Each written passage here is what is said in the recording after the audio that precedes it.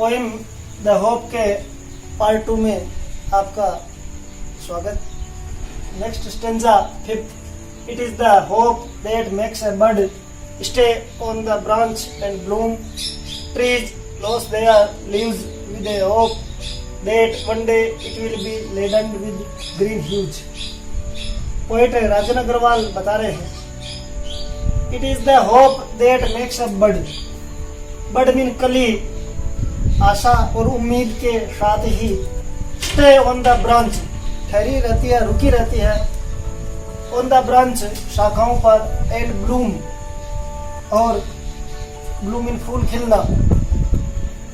शाखाओं पर बर्ड कली ठहरी रहती है इस उम्मीद में कि एक दिन वो एक खुशनुमा फूल के रूप में विकसित होगी। Trees loss there leaves with a hope, और आशा की वजह से ही पेड़ अपनी पत्तियों को त्याग देते हैं, गिरा देते हैं। That one day it will be laden with green hues, कि एक दिन वो लेडन लद जाएंगे ग्रीन ह्यूज, हरे रंग से, और नया दिन आएगा।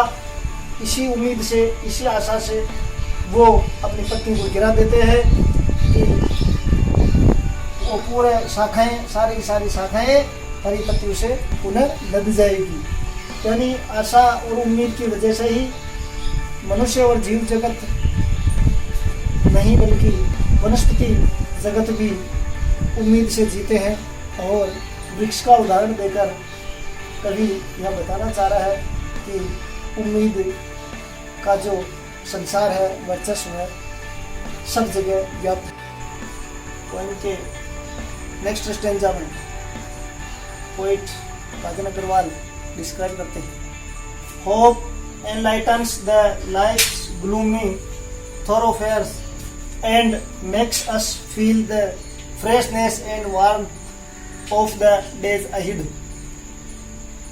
आशा या उम्मीद एनलाइटन्स प्रकाशित करती है, द लाइफ्स ग्लूमी थोरोफेयर्स जीवन के अंधकारमय रास्तों को आलोकित करती है, प्रकाशित करती है, and makes us feel the freshness, और हमें फ्रेशनेस मीन ताजगी, और वार्मथ यानी गर्मजोशी, गर्माहट, of the days ahead, ahead mean आगे। आशा हमारे जीवन के अंधकारमय रास्तों को आलोकित करती है और हमें महसूस कराती है एक ताजगी और उत्साह या गर्माहट, जिससे आगे के दिनों में हम जीवन जी सके। ऐसा उत्साह और ऐसा गर्मजोशी हमें दिलाती है। भाव ये है कि आशा की वजह से ही हम हमारे भविष्य को उज्जवल बना सकते हैं, भविष्य के प्रति हम आशान्वित रहते हैं और हमारे जीवन में आने वाले अंधकारमय रास्तों को आलोकित करने का काम आशा करती है।